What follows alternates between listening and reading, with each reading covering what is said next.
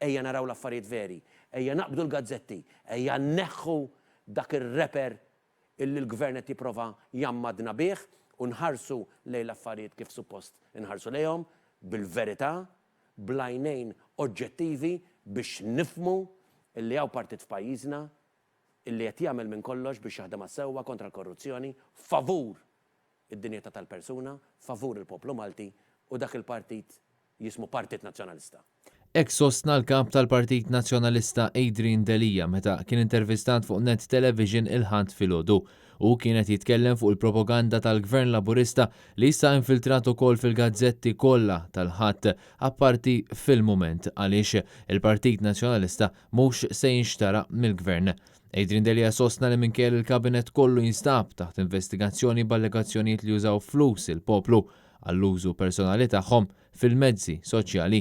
Minn dan kollu, Robert Abela ma tallem xejn u uża l-flus tan-nies għall-iskopijiet tiegħu biex jagħti l-verità b'reklamar fil-midja f'eżerċizzju ta' propaganda.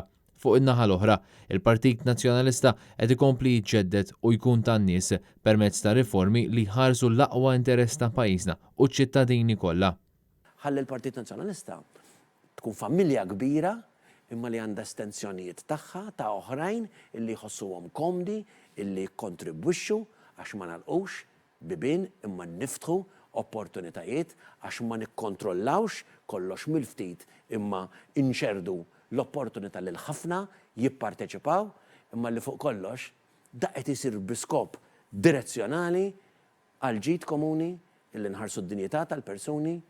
Aħna nibdew leading by example u mbagħad nuru li kapaċi nwasslu dan il-messaġġ ukoll fil-gvern. Adrian Delija stqarr li l-Partit Nazzjonalista mhux se jbiddel dak li hemm fih imma qed joħroġ messaġġ b'saħħtu felu il-140 sena tiegħu. Partit li verament huwa tan-nies u l-vokazzjoni tiegħu hu biex iħares id-dinjità umana, jaħdem għal ġid komuni u fiċ-ċentru tiegħu hemm il-persuna. Il-kap tal-Partit Nazzjonalista fakkar fl-allegazzjonijiet serji fl-eks kummissarju tal-Pulizija Lawrence Kutajer, allegazzjoni serja fejn Robert Abela naqas li jkeċċih minnu fih.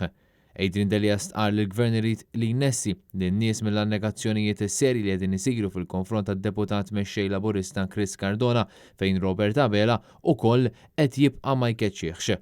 U staqsa jekk dan hux il-veru patt imxajtan meta Joseph Muscat għadu qed jiddeċiedi għal Robert Abela dan fl-istess waqt li Konrad Mizzi għadu ma weġibx għalfejn iffirma kuntratt minn wara dar kulħadd biex jagħti 100 miljun lil Stewart Healthcare anke kif għallu 3 sptarijiet u għalfejn qed inħallsu 96 miljun kull sena lil Electrogas flok inraħsu l-kontijiet tad-dawl lill-familji kollha f'dan iż-żmien diffiċli.